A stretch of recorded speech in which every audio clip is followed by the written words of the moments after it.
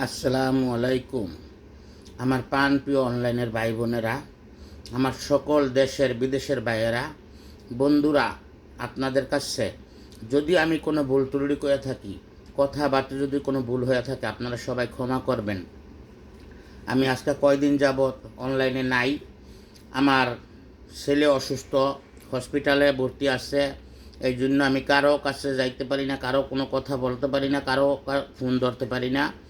সবাই দোয়া করবেন, আমি সবার জন্য দোয়া করি। আল্লাহ যেন আমার ছেলের সুস্থ করে দেয়। আমার ছেলের জন্য আপনার কাছে দোয়া চাই।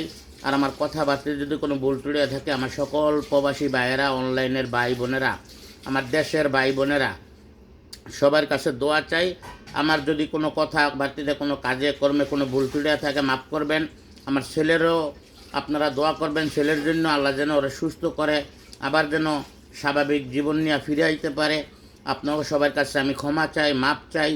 সবাই একটু দোয়া করে দিয়েন আমার ছেলের জন্য। সবাই একটু দোয়া করেন, আল্লাহ যেন করে সুস্থ করে। আল্লাহ যা করে ভালো লাগেই করে, আল্লাহর ভালোই ভালো। আল্লাহর কাছে আমরা শুকরিয়া আদায় করি।